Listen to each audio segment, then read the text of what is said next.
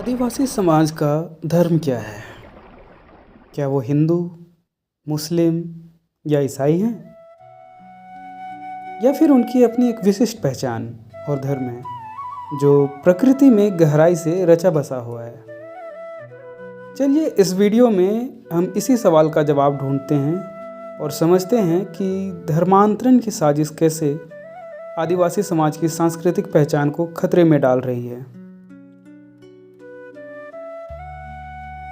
आदिवासी समाज की धार्मिक मान्यताएं मुख्य धारा के धर्मों से बिल्कुल अलग है। उनके लिए प्रकृति ही उनकी पूजा का केंद्र है। पेड़, नदियाँ, पहाड़ और सूरज उनके देवता हैं। जैसे सरना धर्म में सिंगबोंगा या धर्मेश को प्रमुख देवता के रूप में पूजा जाता है, जो कि सूर्य देवता है। यह जीवनदायिनी शक्ति का प्रतीक है। आदिवासी लोग मानते हैं कि प्रकृति ही उनकी सच्ची आराध्य है और इसी की पूजा वे पीढ़ी दर पीढ़ी करते आए हैं।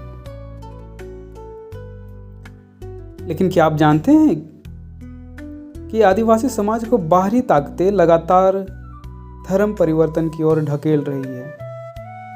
बाहरी धर्मों के अनुयायी, चाहे वो ईसाई मिशनरी हो या हिंदू संगठन, आदिवासी समुदायों को अपने धर्म में शामिल करने का प्रयास कर रहे हैं। इसके लिए शिक्षा, स्वास्थ्य सेवाएं और आर्थिक सहायता का सहारा लिया जाता है। इस प्रक्रिया में आदिवासी समाज की धार्मिक स्वतंत्रता और सांस्कृतिक पहचान को धीरे धीरे खतरे में डाला जा रहा है।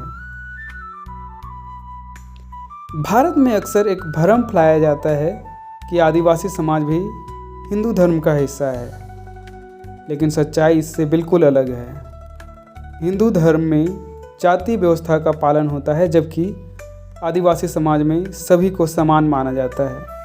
उनके देवी देवता, पूजा विधियाँ और धार्मिक मान्यताएं हिंदू धर्म से मेल नहीं खाती हैं।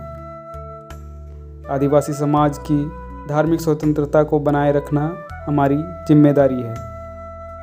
मुस्लिम धर्म में भी एकेश्वरवाद पर जोर दिया जाता है, जहाँ केवल एक ईश्वर अल्लाह की पूजा की जाती है।